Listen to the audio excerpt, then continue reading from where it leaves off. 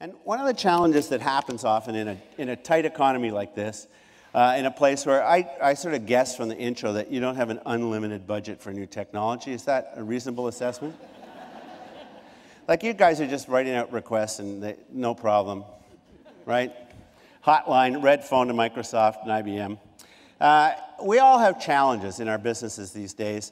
And people talk to me a lot about what those challenges are, especially in a tight economy. And often my answer to them is, well, you're lucky you're not a musician. And you know, most people say, what are you talking about, Doug? I mean, how cool would it be to be Bono or Beyonce or whomever you like, flying around the world in a private jet, drinking Dom Perignon, and having 50,000 people a night scream their love for you? Like, how bad is that? And I said, well, yeah, but when you think about it, the most competitive business in the world is the world of music, right? I mean, how many of you play an instrument? Come on, there's got to be some. You have an IT band in this department? You've got to have a couple of bands, bad bands.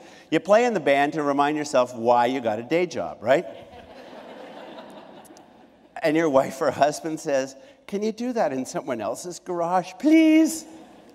But music's incredibly competitive. There are, you know, hundreds of millions, probably billions of people play a music instrument on planet Earth. And how many of them actually make it big in any year? Not very many. And I would put probably millions of kids going to garages and basements hoping to be the next Green Day or U2 or Kanye West or whoever it is, and very few of them make it. And what I love about the world of music is that there are only 12 notes in the Western music system. Here's what they are. That's it. 12 notes. Repeat up, repeat down. There are only 12 notes. And every musician has exactly the same 12 notes to work with. Did you ever hear one of them complain about that? Like, did you ever see an interview with Bono where he said, oh man, the Line on the Horizon album's really lousy because we've used all those notes before. Someone's got to invent some new notes. Find me, a music guy. Musicians just figure it out. And they, the challenge of a musician is to find a voice that's so uniquely yours that people recognize you instantly. So let me put, how many of you are guitar players? Show of hands. Up. We're not going to make you play. It's okay if you suck, that's okay. I won't tell anyone. All right, guitar players, I expect you to get this. This is going to be an interactive thing that I'm doing for the next 10 minutes, so I expect your voices to be loud. Just yell, hey, Doug. Hey, Doug. Oh, man, come on. I'm going to make you come up. Hey, Doug. Hey, Doug. There you go. All right, who's this? Yell it out. Santana. One note. Carlos Santana. Here you go. Here's what Carlos played.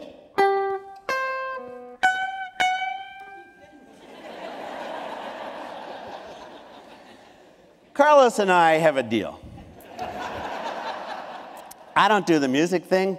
He doesn't do the storytelling thing. We stay out of each other's turf. Carlos plays one note, and we know that it's him. I mean, a lot of people yell out Carlos Santana. And that's the goal of all of us as individuals and all of us as teams, is to find a way to express ourselves uniquely that resonates with the people that we're dealing with. And I want to play a little game with you. It's called the 12 Notes of Music. And I'm going to start by saying there's a really basic musical form for those of you who play guitar or play music, and it's called the blues. How many of you know what the blues is? A few of you. So 3 chords basically is the structure, and all blues songs are kind of formed from that. And then you throw in some lyrics about I'm brokenhearted, my baby left me, and you get something like this. My baby done left me. She left me alone. Took my beer, my dog, my gun, my truck, and my cellular phone. My baby done left me. I'm feeling so bad, 'cause she was the best girl that I ever had. My baby done left me sitting in the trailer park with the blues. 3 chords, bad lyrics, took the dog, the gun, the truck, the pickup truck. Thank you. Thank you, thank you. Now, that's a basic blues. If you're a jazz musician or a classical musician, you go to school, right? You got to study. And I went to jazz school and studied jazz, and it's true. I was teaching guitar in a store, and every kid who came in at the time said, teach me how to play Stairway to Heaven, man. And I thought, this is my future. I don't get to be Jimmy Page. I have to teach kids how to play Stairway to Heaven for the rest of my life. I got to get a job. So I started a company. How hard could that be, I thought. But that's another story. That's for later. So jazz players play the same thing, but they make it more complicated. This is a song called Pat's Blues by Pat Metheny. It uses all 12 notes in the melody, exactly the same chord structure that I just played you. Here we go. 1, 2, 1, 2, 3, 4.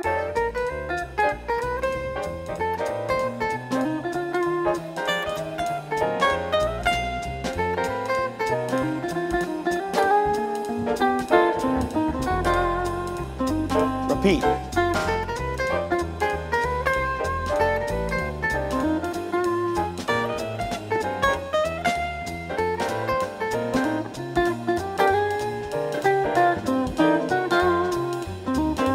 So that was all 12 notes with a couple of repeats. When you take that to its extreme in the world of jazz, this is what you get. Charlie Parker and Dizzy Gillespie playing a blues-based song called Donna Lee. Feel free to sing along. You get the idea. That's jazz and classical music. In rock music, you can't do that.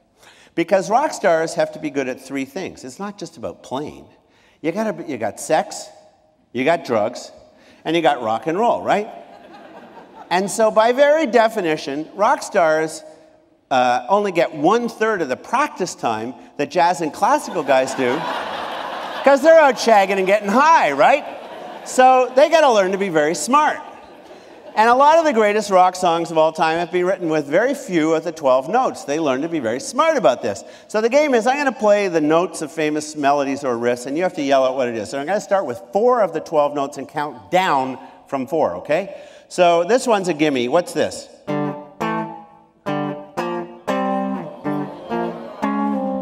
So it doesn't get easier than that. Mike, can you give me a little more Mac, please? Thank you. All right, here's another 4-noter.